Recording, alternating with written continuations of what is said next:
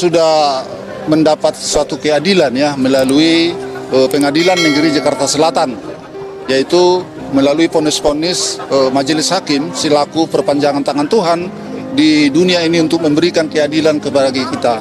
Dalam hal ini 4 orang memang sangat berbeda hukumannya dengan Eliezer. Yang 4 orang ini mulai dari Ferdy Sambo, orang ini tidak menyesali dan tidak meminta maaf secara tulus terhadap kita, termasuk terhadap Tuhan. Kepada kita aja sesama manusia tidak bisa dia minta maaf, apalagi kepada Tuhan. Nah, jadi oleh karena itu sangat pantas bagi orang itu apa hukuman yang sudah ditentukan oleh majelis hakim. Kalau untuk Putri Chandrawati dikurung 20 tahun, Kuat 15 tahun, Ricky 13 tahun, sudah terpuaskan juga, Pak?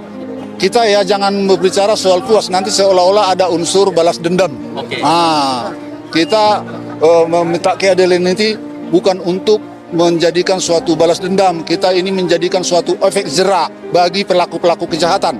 Jadi soal untuk Putri Chandrawati, dari awal saya sudah mengutarakan, saya tidak dari dialah pemantik permasalahan ini. Memang benar adanya, melalui keputusan hakim pun. Saya bukan orang hukum, saya bicara soal itu dari hati nurani. Ini Putri yang memulai semua ini.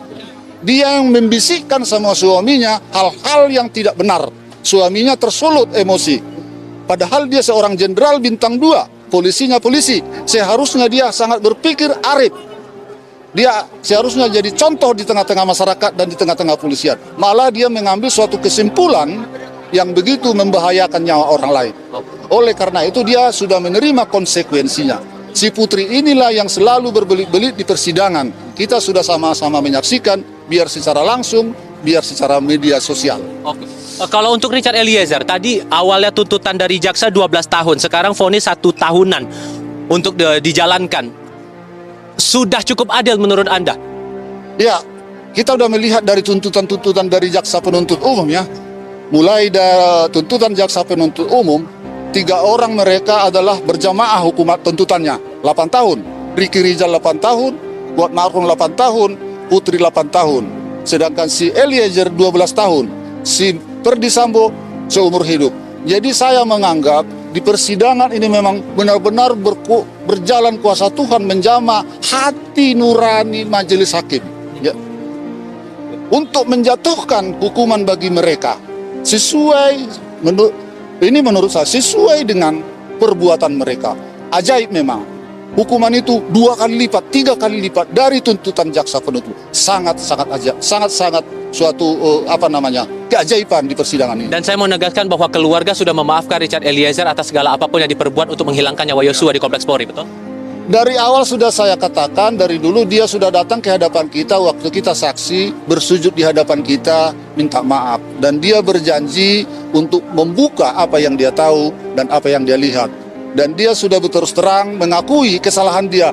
Memang saya ikut menembak, tapi dalam keadaan terdesak diperintah. Itulah yang diutarakan sama kita. Ada beberapa terdakwa yang memutuskan untuk banding ke pengadilan tinggi begitu.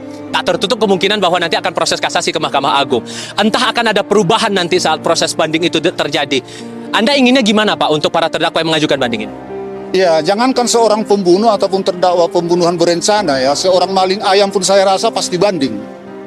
Itu hak dari seorang terdakwa untuk banding, itu hak-hak dari terdakwa.